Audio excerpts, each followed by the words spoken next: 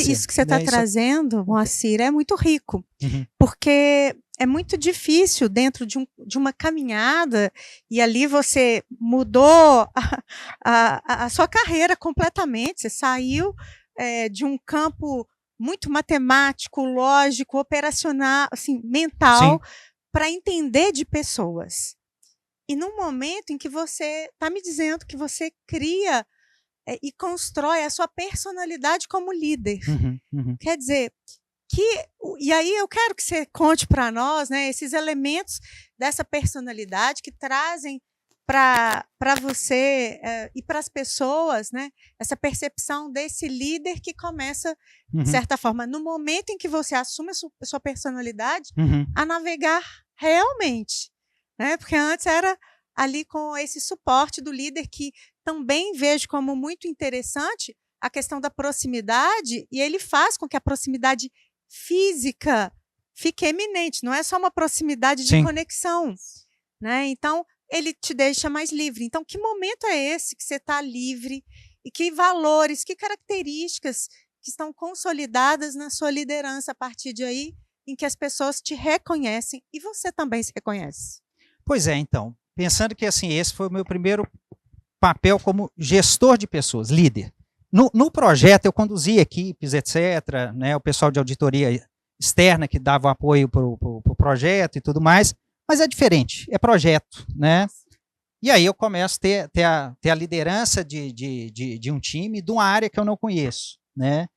Eu acho que assim, nessa minha formação como líder, teve isso, de ter essa segurança de que na hora que a coisa apertasse, né, eu teria a quem recorrer, né, eu teria aonde beber na fonte, né, para me ajudar a achar o caminho. Mas uma coisa que assim, intuitivamente aconteceu, e aí com o tempo que eu fui ver que isso foi um valor, eu assumi a vulnerabilidade. Né? Então eu deixava claro para o time que assim, eu tinha grandes especialistas, os gestores da área de desenvolvimento que sabiam muito mais de RH do que eu, a pessoa de remuneração, etc. Então, assim, eu nunca cheguei com a visão de assim, então eu já sei tudo e tal. Eu cheguei ali para aprender com todo mundo, né? Hoje até que se fala muito dessa questão da vulnerabilidade, né, do líder, como que ele se aproxima, né, e se torna mais humano perto dos times em função disso, né? É o que a gente estava comentando, né, nos nossos episódios, a narrativa mais empática, né, de ter essa aproximação, você se humaniza mais, mas há muitos líderes que têm esse receio justamente por sentir que podem ter uma imagem de fragilidade, tem medo de passar uma certa fragilidade, com isso perderem um pouco do respeito, um pouco da credibilidade, ao se tornarem vulneráveis demais. Então, assim, como achar essa medida? Sabe? Como ser humano, ao passo que você continua sendo gestor. Né? Essa vulnerabilidade, ela tem que ser limitada de certa forma. Mas encontrar isso é o ponto X, né? E aí eu fui... não, concordo, Carol. E eu acho que assim... E aí o time começou a me ajudar muito. Mas também porque eu comecei a desenvolver uma visão que assim, eu não precisava entender tecnicamente de tudo. Né? Mas... Aí talvez também por ter vindo da área financeira e por ter vindo também de compliance, que você começa a ver a empresa como um todo e tal, eu cheguei na área de recursos humanos com a visão muito clara assim, no final do dia o RH tem que fazer entregas e tem que fazer sentido para o business. Que num primeiro momento pode ser uma visão muito de finanças, mas com o tempo ela é uma visão das pessoas, né?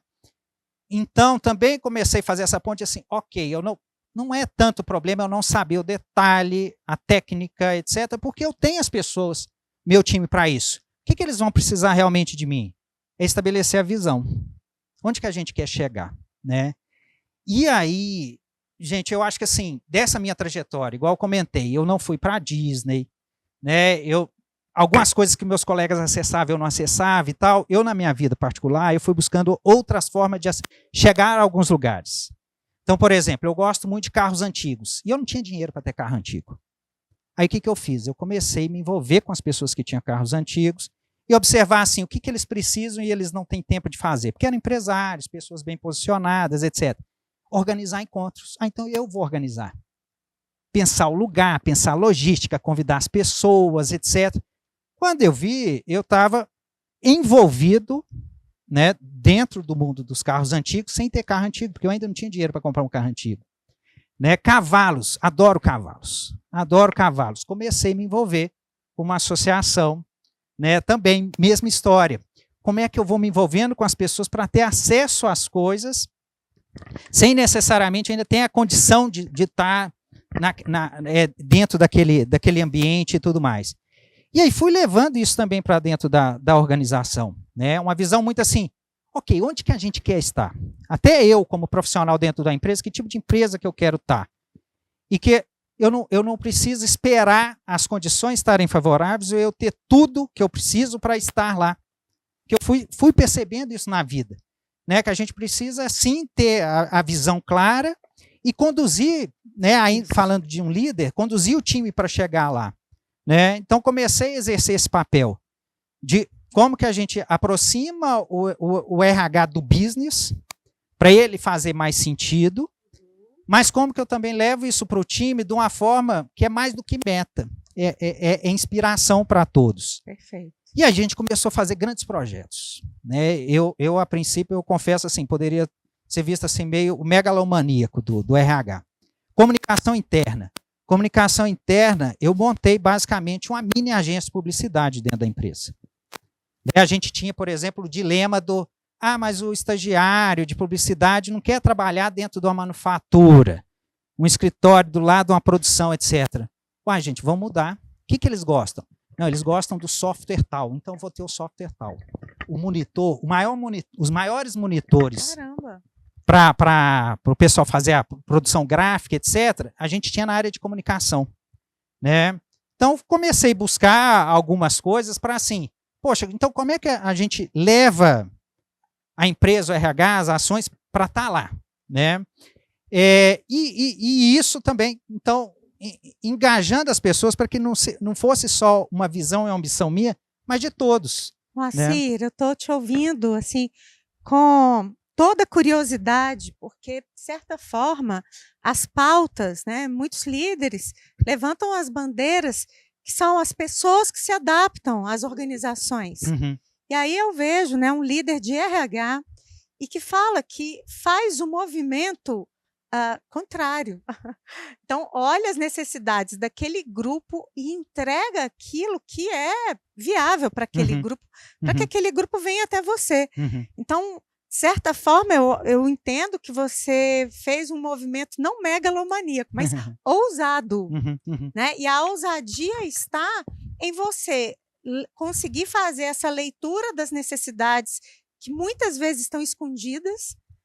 E você foi lá, e você ainda com toda, eu acho que uma delicadeza, né, de dizer assim, puxa, eu não sou o expert ali, eu tenho umas pessoas, mas de certa forma você está me dizendo que você construiu essa leitura dos cenários para que entregasse para as pessoas aquilo que elas realmente precisavam para performar. Perfeito. É isso mesmo. Você está trazendo tanta sua paixão que nós, ouvindo, a gente está lá com você lá atrás, na empresa. E acho que essa dor vivenciada, ela é muito semelhante com muitos líderes. Sim, porque sim. quantas vezes você tem que trazer a expressão dura, o diálogo firme, né? E que não agrada. Então, gera muitas vezes medo, ansiedade nas pessoas, desconforto. Muitos se sentem ameaçados, porque será que amanhã eu vou estar aqui? Exato. Né? E eu estou trabalhando com menos e tenho que me esforçar o dobro. Parece que é quase injusto isso. Né? E como que você, dentro do coração da organização, eu penso que essas dores devem surgir, assim, devem ter surgido com muito impacto, principalmente no RH. Me conta isso, porque talvez esse seja um grande segredo para quem nos escuta. É a gestão de crise, uma gestão de crise amplificada, uma gestão de crise que impacta diretamente o RH na prática. Então, quer dizer, como, né? Como que você conseguiu? Mas eu acho que assim, apesar da gente saber que a gente enfrentava um momento muito difícil, a empresa começou a ter uma claridade muito grande do que a gente precisava construir para chegar lá. Então, era a época, por exemplo, não é que tínhamos milhões de indicadores, poucos, mas que esses iam ser perseguidos até o fim, né? Dioturnamente, né? E aí, a partir do momento em que as pessoas sabiam exatamente onde que a gente tinha que chegar, e a cada passo que a gente dava, por mais difícil que fosse o passo, a gente via assim, estamos já um passo mais perto desse futuro que a gente quer construir, a organização começou a se movimentar, né? E aí, na época, foi criado um plano que chamava o plano Back in the Race, para voltar à corrida, né? As montadoras correndo lá na frente, a gente precisava voltar para o grid. Era um plano para uns 4 anos. Em menos de 2 anos, a empresa já estava no break-even. Já estávamos dando resultado. Isso para a gente foi super positivo. Porque aí deu esse sinal, ok, faz sentido, né? Vamos conseguir chegar. Então, essa constante batalha por buscar eficiência, por melhorar alguns índices, né? Perseguir os objetivos, vai nos levar até lá, né? E aí, com isso, a gente foi desenvolvendo um time, que o interessante, quando a gente pega a trajetória, né, da Peugeot Citroën, do momento do 2012, 2013, para ser mais exato, até a fusão, era a empresa que se falava assim, né, por alguns anos, quem que vai comprar a Peugeot Citroën? Mais próximo de 2020 era quem a Peugeot Citroën vai comprar. Então a gente virou o jogo. Virou o jogo, só que a gente, por conta disso, a gente criou uma cultura que a gente continuou mantendo. A cultura da eficiência, né? O francês gosta muito da palavra, né? E a gente usa muito assim, a frugalidade. A gente tem que construir grandes resultados da forma cada vez mais simples possível. Por conta de velocidade, por conta de custo. E a gente teve que romper muitos paradigmas. Precisamos, por exemplo, ter a mais alta qualidade do mercado. Só que isso não pode custar muito. Não pode ser o mais caro do mercado. Não pode ser o mais caro do mercado. Temos que atingir alta qualidade com o menor custo. São desafios que, no dia a dia, começaram a transformar a nossa liderança. Tanto que, se a gente pega a história da Peugeot Citroën nesse período, ela foi uma empresa que não só ela inverteu, né, a perspectiva de futuro dela, com menos pessoas, ela fez isso com as mesmas pessoas. Né? Nessa época, a gente não fez grandes aquisições estratégicas do mercado. Claro, um outro profissional, mas, em geral, a gente contou com essa transformação, vamos dizer, 95% do time era o time que já existia na Peugeot.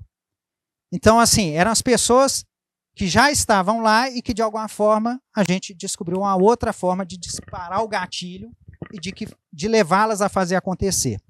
E aí a gente chega na pandemia. Né? Então, do dia para a noite, para tudo, fecha a fábrica, o que nós vamos fazer, como é que vai ser o resultado, etc. E a gente teve, para a South America, o melhor resultado em anos, no primeiro ano da pandemia.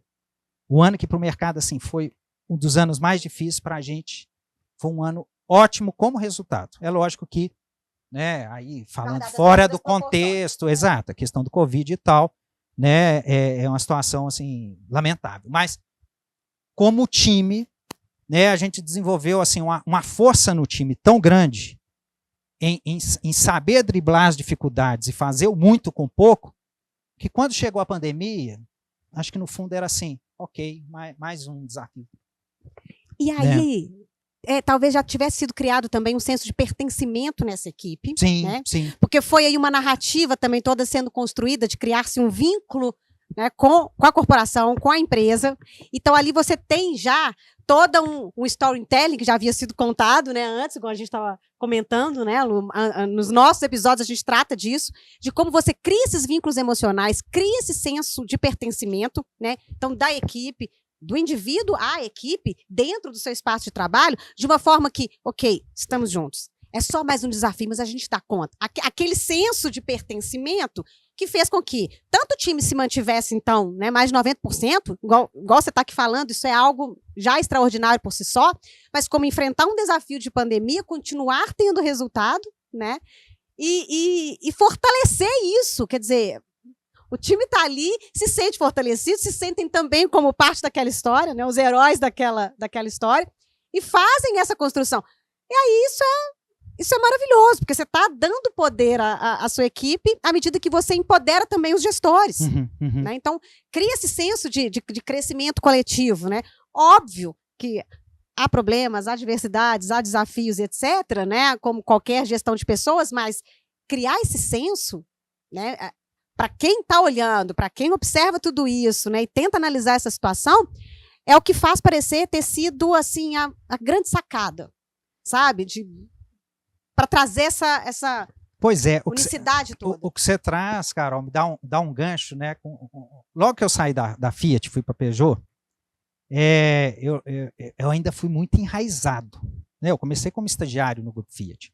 Então, assim, estava, né, anos de Grupo Fiat, até eu me desconstruir como Fiat, me ver realmente como Peugeot, foi um tempinho.